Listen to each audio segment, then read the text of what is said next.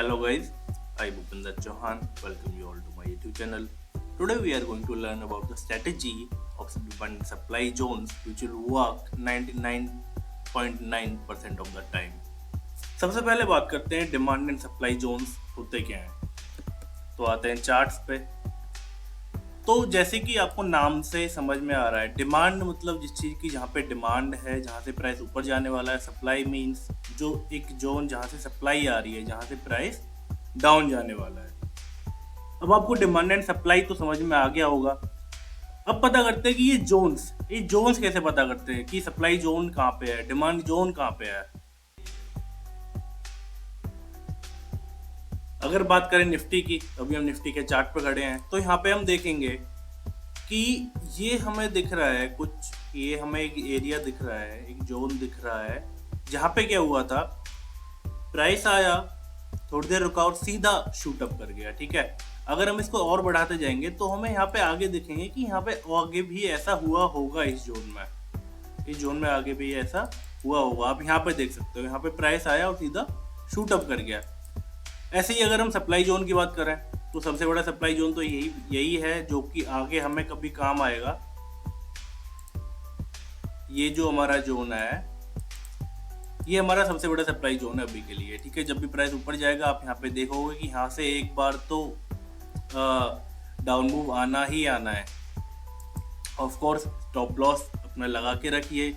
Market को predict कोई नहीं कर सकता, कुछ स्ट्रेटेजीज होती हैं, कुछ बैक टेस्टिंग करके हम कह सकते हैं कि अच्छा ठीक है, ये हमारा कुछ काम कर रहा है। ओके गाइस, बात करते हैं और चार्ट्स की, क्योंकि हम ऑलरेडी एक बहुत ज़्यादा एक्सटेंडेड जो सबसे ऊपर का है और सबसे नीचे का है, हम बीच वाला देख ही नहीं रहे हैं, और जो सबसे नीचे का है उस ट्रेंड के लिए, ठीक है, जो रिसेंट जो नीचे के हैं, ठीक है, हम इन्हें नहीं देखेंगे, हम इन्हें नहीं देख रहे हैं, हम ये इसे नहीं देख रहे हैं, हम इसे नहीं देख रहे हैं। ठीक है, हम पकड़ रहे हैं बिल्कुल नीचे का, क्योंकि यही हमारे जोन्स हैं जो काम करेंगे बहुत ज़्यादा बार। जब भी हमें प्राइस आएगा यहाँ से शूट अप होगा।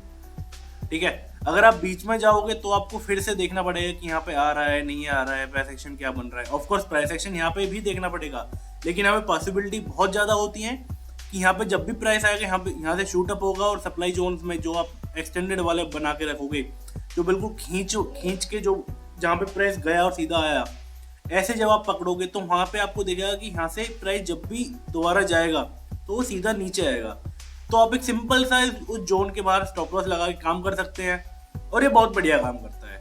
और हाँ, एक चीज इस स्ट्रेटेजी के लिए ये है कि जो भी ट्रेंड्स में चलते हैं स्टॉक, ट्रेंड्स मतलब क्या, ऊपर ऊपर ऊपर ऊपर जा रहे हैं, ठीक है, तो वहां उसके लिए कोई बहुत बड़ा परफेक्ट डिमांड जोन नहीं बनता है, कोई परफेक्ट सप्लाई जोन्स नहीं बनता है। ठीक है, ये स्ट्रेटेजी उनके लिए काम नहीं करेगी। ये स्ट्रेटेजी काम करेगी जो बड़े स्टॉक्स हैं, जो साइड मूव्स देते हैं, जो ऊपर जाते हैं, नीचे आते हैं, ऊपर जाते हैं, नीचे आते हैं, जो बड़े बड़े मूव्स देते हैं, जो बड़े बड़े प्रॉपर एक स्विंग्स बनाते हैं। ठीक है, ये नहीं है कि एक ट्रेंड में स्टॉक्स चले जा रहा है। तो ऐसे मैंने एक्सिस बैंक का यहाँ पे ओपन कर रखा है, तो यहाँ पे आप देखोगे कि ये हमारा एक जोन था। ठीक है, जहाँ पे क्या हुआ, प्राइस आया और सीधा गया।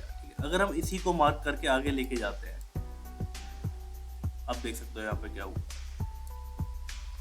ठीक है, ऐसे जोन्स हमें ढूंढने हैं जहाँ पे प्राइस आता है अचानक से और ऊपर चला जाता है। ऐसे ही ऊपर के लिए यहाँ पे अभी कोई बहुत अच्छा नहीं है, या फिर ऐसे कह सकते हो जैसे यहाँ पे गया, यहाँ से सीधा आया। ठीक है, और जब यहाँ पे दोबारा प्राइस आएगा तो ऑफ कोर्स यहाँ पे रेजिस्टेंस खाएगा। ठीक है, ओके, अगर आपकी कोई क्वेरीज हो, कोई क्वेश्चंस हो, यू आर वेलकम, आप कमेंट्स में डालो। मैं कोशिश करूँगा आपकी क्वेरीज के, आपकी क्वेश्चंस का आंसर देने की। कुछ और लर्निंग चाहिए तो वो बताओ, कोई टॉपिक जो आपको समझ नहीं आ रहा हो, या फिर आप चाहते हो कि यार इस पे एक वीडियो आनी चाहिए, आपको तरीका समझ में आ रहा हो। बिफोर कंक्लूडिंग मैं आपको ये बता देना चाहता हूँ कि ये स्ट्रेटेजी एक बड़े टाइम फ्रेम पे काम करेगी। आप 15 मिनट का नहीं लगा सकते हो, आप 5 मिनट में काम नहीं कर सकते हो, आप आधे घंटे में काम नहीं कर सकते हो। ठीक है, आपका जितना बड़ा टाइम फ्रेम होगा उतना ही बड़ा स्ट्रॉन्ग जो आप जोन मार्क करोगे ना, वो उसका उतना ही स्ट्रेंथ ज़्यादा होगी। ठीक है, जितना बड़ा आपका टाइम जोन रहेगा। तो आप 1 आवर में काम कीजिए, आप 4 आवर में काम कीजिए, ठीक है। मैंने यहाँ पे 188 मिनट लगा रखा है, वो एग्जैक्टली 2 हाफ में डिवाइड करता है अपने सेशन को, ठीक है। और आपको हाँ सपोर्ट एंड रेजिस्टेंस नहीं मार्क करना। सपोर्ट्स का मतलब क्या होता है, जैसे यहाँ से ऊपर से नीचे आया और यहाँ पे ऐसे कर रहा है, यहाँ पे सपोर्ट ले रहा है, फिर ऐसे ऊपर जा रहा है, ठीक है।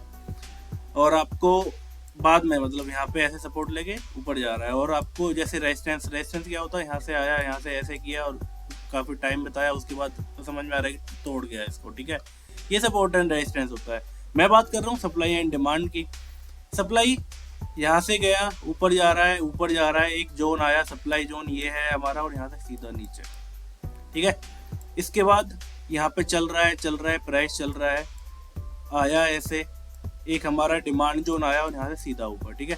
तो ऐसे आपको समझ में आएगी, आप सप्लाई और डिमांड जोन आपको देखने हैं, मार्क करने हैं, आपको बड़ा टाइम फ्रेम लेना है। मुझे पता है आपको इससे बहुत कम अपॉर्चुनिटीज मिलेंगी, आपको महीने में 2-3 मिलेंगे बेशक, बस अलर्ट लगा के रखिए। अब जब भी आपकी अपॉर्चुनिटी ये आएगी ना, आपने कोई चार्ट देखा, आपने मार्क करके रख लिया, ठीक है, आपने एक डिमांड जोन मार्क करके रख लिया और आपने अलर्ट लगा रखा है।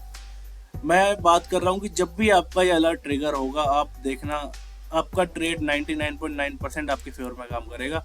ये आप काम करके देखना।